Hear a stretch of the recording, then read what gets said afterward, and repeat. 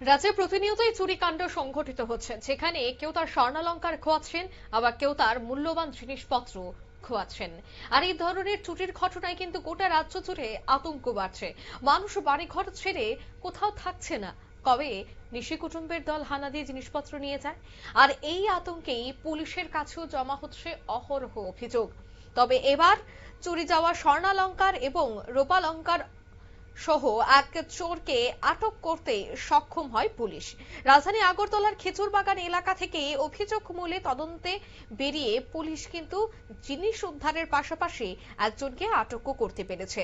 ধৃতকে police রিমান্ডে আদালতে সোপর্দ করা হয়, অর্থাৎ প্রেরণ করা হয়। জানা গেছে খেজুরবাগান এলাকা থেকেই এই চোরকে ধরতে সক্ষম হয় এনসিসি থানার পুলিশ। চোর থেকে উদ্ধার করে একটি সোনার চেইন এবং রূপোর নুপুর। আজ তাকে কোর্টে তোলা হবে বলে জানাচ্ছেন এনসিসি থানার ওসি পরিতোষ দাস। কি বলছেন শোনাবো। ওনার ঘর থেকে দুটি স্বর্ণের চেন, লকেট সহ এবং তার যে নূপুর চুরি করে নিয়ে যায়। পরবর্তী সময় আমাদের এখানে একটা কমপ্লেন দেই।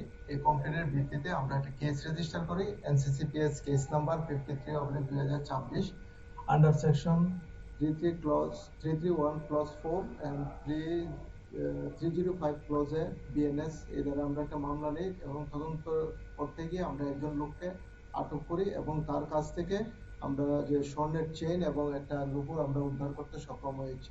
আজকে তাকে আমরা আদালতে প্রেরণ করব জুডিশিয়াল রিমান্ড চেয়ে। তাকে তাকে আটক করা হয়েছে গতকালকে দুপুরে।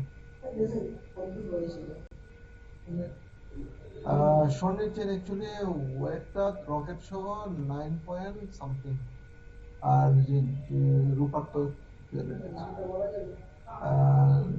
নাম তো প্রকাশ করবে না, তার বাড়ির টাউন প্রতাপপুর এলাকা। না, এর বিরুদ্ধে আগে কোনো মামলা নেই এবং আমরা তদন্ত করে দেখছি আর কোনো চুরির সঙ্গে জড়িত আছে কিনা। না, আর একটা চেন বাকি রয়েছে। আপনারা শুনলেন, অর্থাৎ একটি চেইন এবং একটি রূপোর উদ্ধার হয়েছে। তবে তার বিরুদ্ধে এর আগে কোনো ধরনের কোনো মামলা নেই। তবে সে কোনো ধরনের চক্রের সাথে যুক্ত রয়েছে কিনা বা কোন চক্র গোটা আগরতলা শহরে চুরিকাণ্ড সংঘটিত করছে কিনা, সেটা কিন্তু তাকে জিজ্ঞাসাবাদের পরে বেরিয়ে আসা সম্ভব। আজ তাকে আদালতে তোলা হচ্ছে। তবে পুলিশ রিমান্ডের জন্য কিন্তু আবেদন জানিয়েছে। এখন দেখার বিষয় কোর্টের কি রায় বেরিয়ে আসে।